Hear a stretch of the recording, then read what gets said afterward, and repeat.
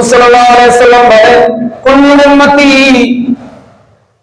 উম্মতি দাখালাল জান্নাহ, আমার প্রত্যেক উম্মত জান্নাতে প্রবেশ করবে, ইল্লা মান আবা, ওই ব্যক্তি ছাড়া।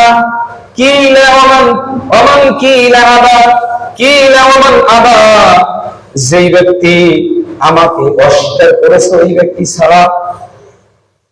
ক্বালা মান আতানি দাখালাল জান্নাহ, যে ব্যক্তি আমার আনুগত্য করেছে সেই ব্যক্তি জান্নাতে প্রবেশ করবে।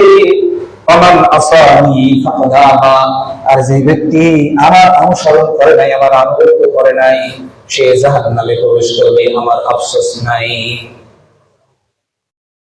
পরকালের মুক্তি, পরকালের মুক্তি, কামিয়াবি, নবী করিম সাল্লাল্লাহু আলাইহি ওয়াসাল্লাম এর আনুগত্য সুন্নাহর উপর নির্ভরশীল। নিছক এমনি ইমান ইসলামের দাবি, নিছক ইমান ইসলামের দাবি নাজাতের জন্য যথেষ্ট নয়। তাই যেই ব্যক্তি নিজেকে মুমিন বলে পরিচয় দিয়েছে, অথচ নবীর আনুগত্য অনুসরণ তার জীবনের মধ্যে নাই, এই ব্যক্তি জাহান্নামে যাওয়া ছাড়া তার কোনো বিকল্প রাস্তা নাই। নাউজুবিল্লাহ বলেন। নবীর আনুগত্য আমাদের কোথায় কোথায় নাই? কোথাও। রাসূল পাক সাল্লাল্লাহু আলাইহি ওয়াসাল্লাম এর আনুগত্য, তার অনুসরণ, আল্লাহ সুবহানাহু ওয়া তাআলা নামাজের মধ্যে নামাজ কায়েম করার কথা, যে প্রতিষ্ঠিত করার কথা বলেছে, কিন্তু নামাজ কেমনে পড়তে হবে নবী ছাড়া কি আমরা শিখতে পাবো?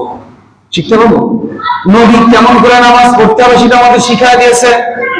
এই আদর্শ যদি আমাদের নবীর সুন্নাহ অনুযায়ী যদি নামাজ না পড়ি, নামাজ হবে না।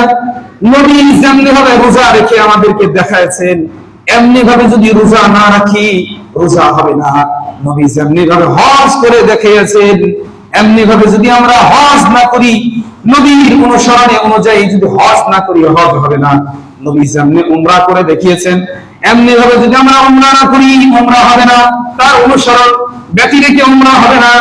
নবী যেমনি ভাবে দান করেছে, এমনি ভাবে যদি আমরা দান না করি, তাহলে আমাদের ওই দান কোনোদিন কাজে লাগবে না।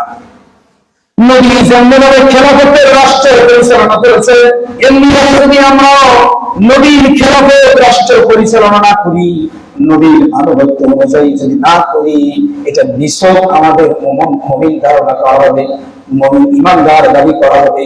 পরকালে এই ঈমানের দাবিতে আপনি মুক্তি পাবেন না। নাউজুবিল্লাহ বলেন।